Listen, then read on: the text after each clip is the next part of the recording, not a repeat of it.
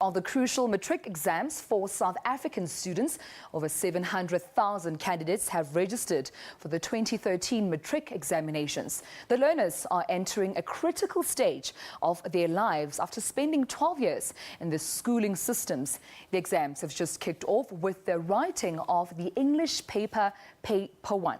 But in our studios, we are now joined by, of course, the Basic Education Department Director of Communications, Mr. Elijah Mhlanga. Elijah, welcome to Newsroom. Good morning. Thank you so much for joining us.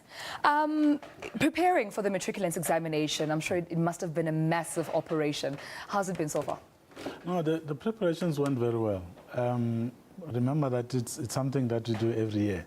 So it's just a matter of improving here and there. But as far as we're concerned, we are ready, and I think it's 9:03 and 3 minutes into their English paper starting today. And speaking of which, what can you say to all those candidates that are currently nervous writing their final schooling exam right now? Well, preparation is very important. So we believe that they prepare themselves sufficiently for them to be able to go through these exams comfortably. And we trust that even with the coming papers, they will be able to perform just as good. And what can you, suggest to families of matriculants writing the exams right now? What sort of emotional support do you think they can offer? Well, it's a whole set of support system that needs to be put in place. If the learners are involved in chores, we propose that those be taken away from them so that they can make more time for studying. But we also request that they make the environment conducive for them to be able to study, which means reducing noise levels and also just creating that quiet environment which they need for them to study. Now let's get into the security aspects of the paper. What security measures or precautions have you taken as the department in ensuring that these exams are not flawed? They have enough strict security measures for the learners? Well, one of the first things is that all the exam centers have been checked for security purposes, but also the fact that the printing of the papers is being done in a different way. But the provinces have also been working hard in ensuring that the management of the exams is improved.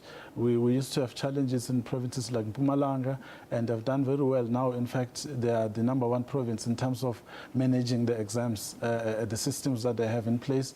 We went there 2 weeks ago to monitor the systems, and we are fairly satisfied that they will be able to administer a very efficient system.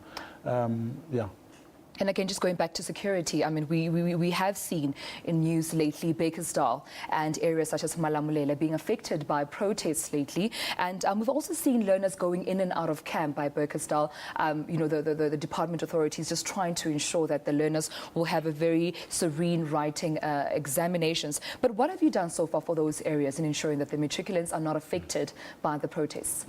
Well, the experience of last year in Northern Cape gave us a good experience in terms of managing situations like this one. So arising out of that, we've been working very closely with the South African Police Service.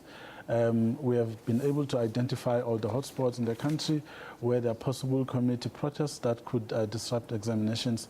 So as a result of that, it was fairly easy for us to use Plan B, to implement Plan B, which is taking the learners to the camps, where we believe they will be able to write the exams comfortably, because there is security, the environment is right, and the catering that will be given to them will also be ideal for the period that they will be going through. So we're satisfied that with the logistics that we've put in place, we can be able to manage any situation. All right, and just in concluding this interview with you, Elijah, when can we expect the results on the exams? The results will be released on the 7th of January to the public.